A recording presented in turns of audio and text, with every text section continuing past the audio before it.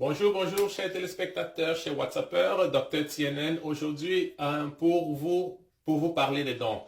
Alors, c'est pour ça que je suis dans une salle de douche actuellement, parce que c'est le sujet aujourd'hui. Hier, j'étais voir mon dentiste et puis je me suis posé quelques questions pour vous. Quelle est la dernière fois, franchement, quelle est la dernière fois que vous êtes allé voir votre dentiste? Quelle est la dernière fois que vous avez changé votre brosse à dents? Combien de fois vous vous brossez les dents? Et qu'est-ce que vous utilisez pour votre hygiène orale? Alors, c'est recommandé de voir son dentiste au moins une à deux fois par an. Il faut changer sa brosse à dents chaque 3 mois. Et il y a beaucoup de trucs qu'on utilise pour l'hygiène orale. Alors, commençons par le dentiste. Quand on part chez le dentiste, en fait, c'est pas seulement quand il y a des problèmes, mais aussi pour prévenir d'éventuels problèmes. Donc, le dentiste peut regarder dans la bouche pour être sûr qu'il n'y a pas de signes de cancer de la bouche. Et aussi, le dentiste fait des nettoyages. Vraiment, il ou elle, ils partent en dessous des gencives pour vraiment enlever euh, les bactéries et les calcifications.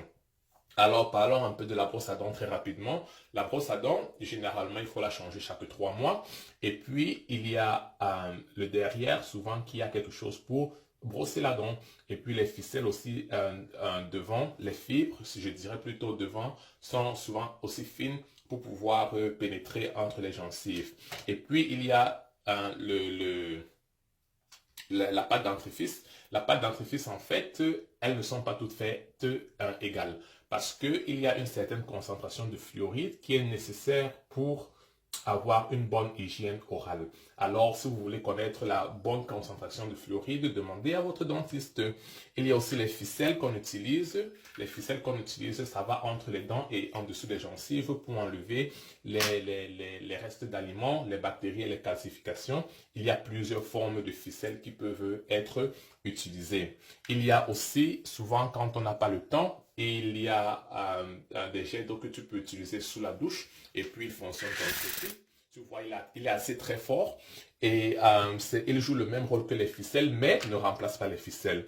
Il y a aussi des liquides pour nettoyer la bouche, pour tuer les germes, pour tuer les germes dans la bouche et sur les gencives qu'il faut aussi utiliser chaque fois que vous brossez les dents. Il y a plusieurs marques, généralement la composition est la même. Alors, pourquoi c'est nécessaire? Les infections dentaires, les caries et autres peuvent souvent entraîner des septicémies, qu'on voit souvent chez les diabétiques, mais peuvent aussi entraîner des infections du cœur, dont il faut vraiment en prendre soin. Ce n'est pas seulement quand on a des problèmes il faut aller voir votre dentiste. Et aussi, souvent, quand vous vous brossez les dents et vous voyez des saignements, c'est parce que les gencives, en fait, sont inflammées et il y a des bactéries. Et c'est nécessaire de faire des films de la bouche parce que souvent, il y a des calcifications sur des gencives qu'on ne peut pas voir à l'œil nu. Alors, sur ce point, je vous laisse vous brosser les dents.